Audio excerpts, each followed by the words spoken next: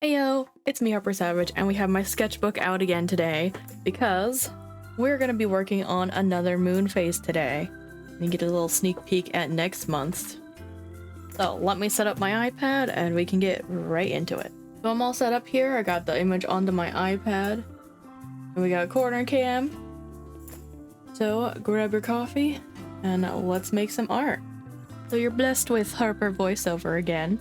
Let's talk a little bit about this moon. I don't believe I said that it was the snow moon. It's like heavily implied that it's the snow moon though.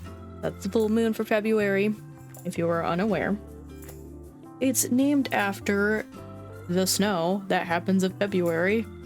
Apparently it snows the most during February typically, but it hasn't really been like that this year, at least, you know, in the hemisphere that I'm in.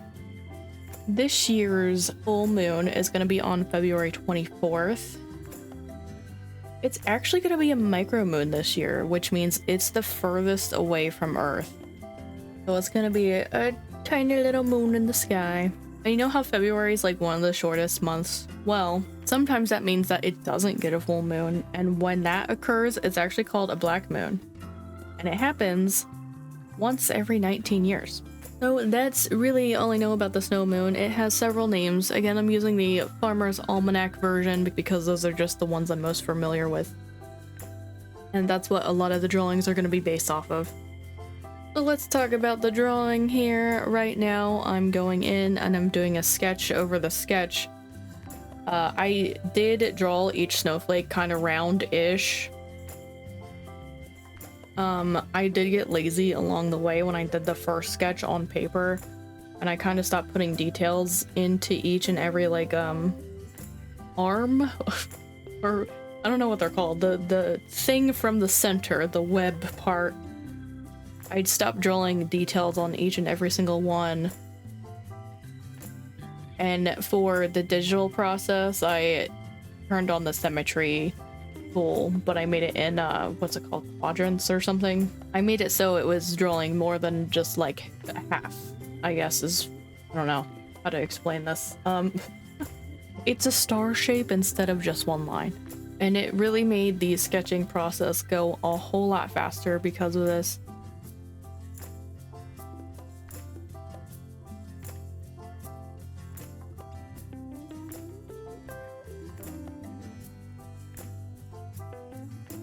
As you can see, I am drawing each snowflake on its own layer. It's so I can move them around later and warp them and shape them. You'll see that coming up. And you can see the snowflakes are actually like coming off of the moon here.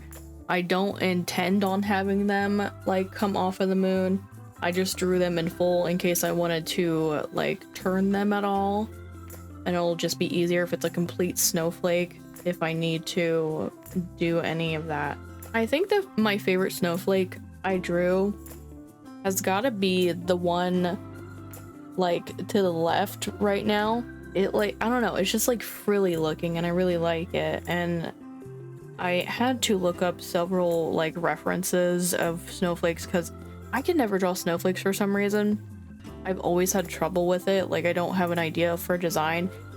And funny enough, they're kind of like mandalas, which I also have problems coming up with designs for.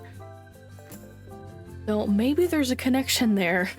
I'm just not good at like repeating patterns and like kind of making it look like it's the same theme, I guess, like across the design. So I did use references, and I did change up the sketches as I went along too. I added to them, I took away from them. I think I had more fun doing the digital sketch than I did with the traditional sketch, just because it was a lot to draw traditionally.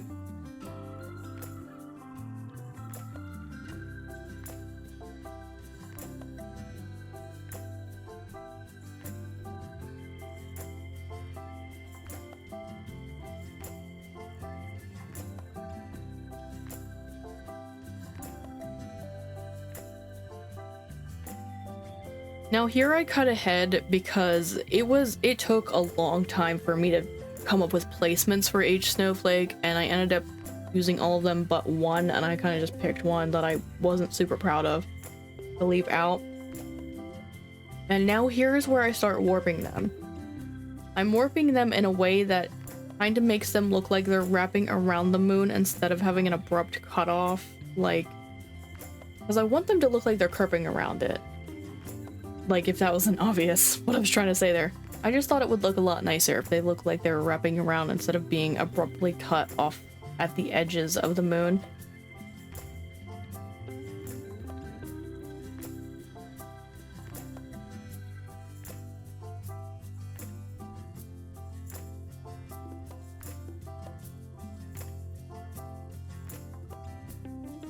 So here I'm just going over what exactly I want to keep and what I want to delete from the original moon that I had like drawn there. It was from the wolf moon. And now I'm gonna go in and put like the clumps of snow around the edges. And I don't know why I was like, I need the sketch layer for this, because it wasn't really that hard to do. And then I just, you know, fix it up to look how I want it, as you do in the sketch process.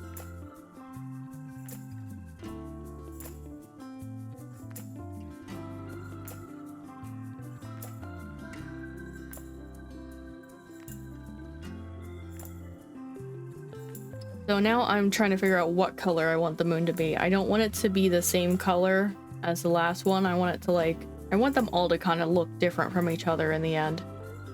But I do go for a blue theme. I know the last one had blue in it, but like what else are you gonna make snow other than like white and blue? And now I'm going in and I'm doing the line work. I do individually draw every single detail, and I don't use the symmetry tool because now that the snowflakes are warped, it won't work. Because each like arm thingy will be perfect and not warped around the moon anymore. And even in the inking process, I still change up the snowflakes here and there. Like I changed those triangles to teardrops on the edges of that snowflake that I'm working on right now.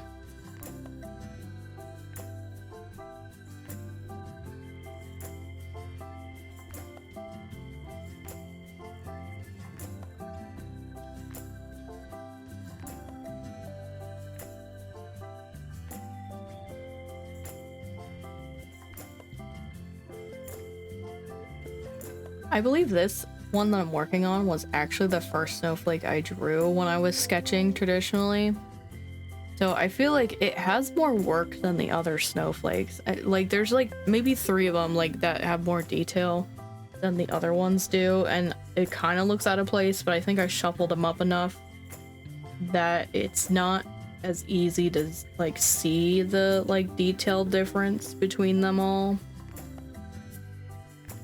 And when I was placing them, I really did try to put like my favorite ones like bigger and kind of more in the moon than like cut off. So like the smaller ones, a lot of them are cut off because I was like, I don't really like these ones that much, but I need a filler snowflake for this.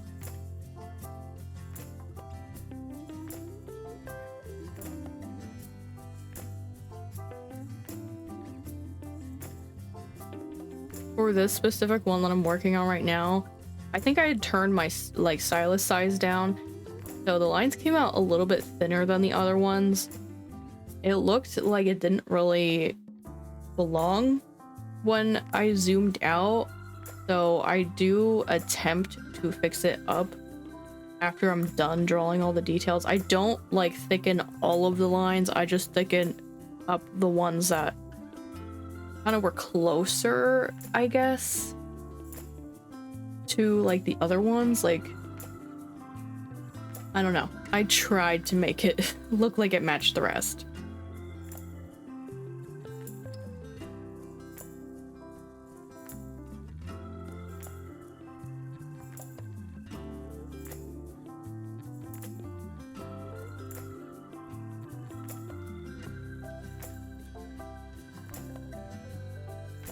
Now here I was trying to use a different brush to see if I can make this process a little bit faster, and it just didn't look right, so I gave up on that really fast.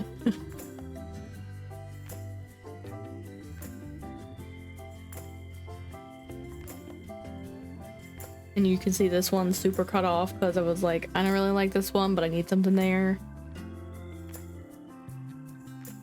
Now this is another like high detail one that I think I was kind of using a reference for this one too. Like for the smaller ones I wasn't using a reference, but the bigger ones I was, if that makes any sense. So I feel like the ones that are bigger and just more detailed like look a little bit out of place, but because I kind of arranged it in such a way, it's not horribly noticeable. And I did change up a lot of things about each of the ones that I was referencing, so don't think I like copied something exactly. This one actually looks like kind of floral-ish in my opinion.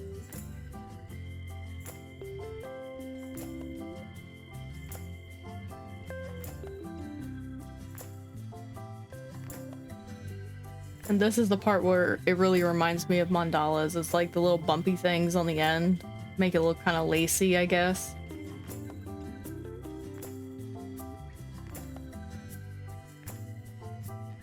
And the warped part was pretty hard to get all that detail in, but I think I made it work.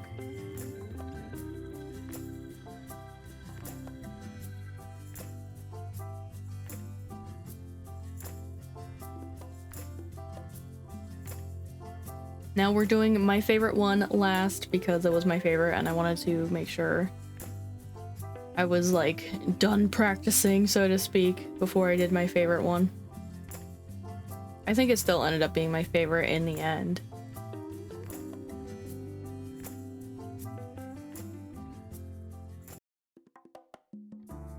Even though the warping really did like skew some stuff and it made it harder to draw. This one was quite time consuming too because of all the little bumpy thingies. I'm sure there like are scientific words for snowflake parts, but I don't know them.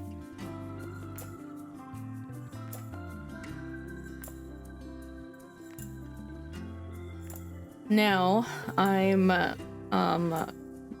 deciding how I want to color these snowflakes. I don't want them solid white, but I want them to be like kind of close to being white because they are snowflakes and snow is typically white. Hopefully snow is white.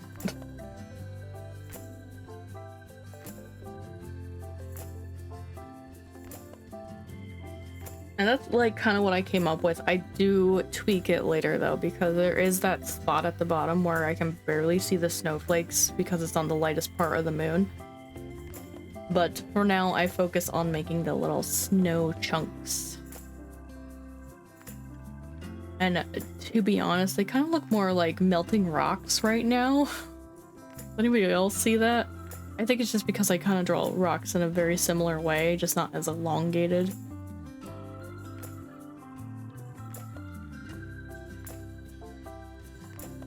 And then it like, before I like add colors to it, it looked very cartoony against everything. So I decided I needed to add more than just white to it to make it not look weird, I guess. Now here I'm redoing the coloring of the snowflakes so you can see them better. And I really like the color scheme. It's like pink and blue. It's not that far from the blue and purple theme we just had, but I think it fit really well. And I made it a little bit transparent so you can kind of see the pattern of the moon coming through a bit better. And so it looked like it was all like one piece, I guess is the best way to say it.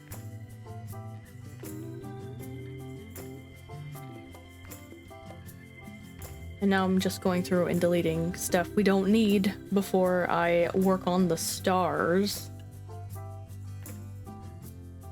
And I also changed the line art color so it wasn't like just black.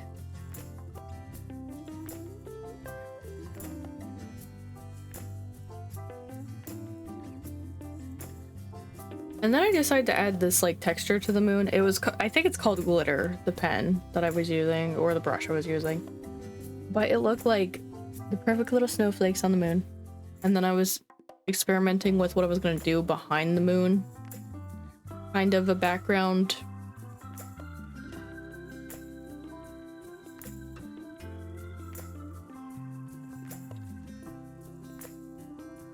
I decide that I need more stars, and I kind of keep on adding stars for a while because I just was not finding the balance that I wanted. But I eventually do stop making stars. I think this one has more stars than the last one, which is okay. They don't have to be equal every time. It just has to look good. And now that I'm happy with it, I go in and shade the snow because it still felt like it was sticking out too much in a cartoony way. Like, my style is not realistic, obviously, but it just looked like a sore thumb, I guess is the best way to, like, describe it.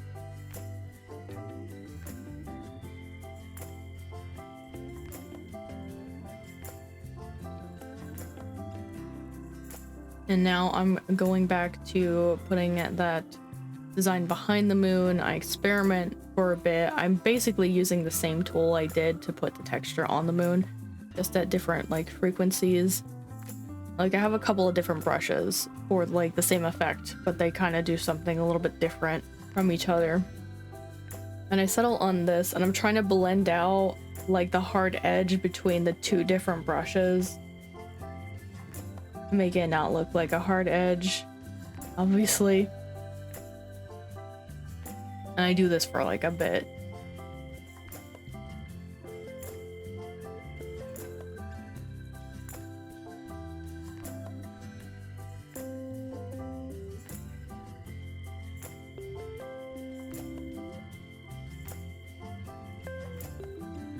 Alright, I think I'm all done.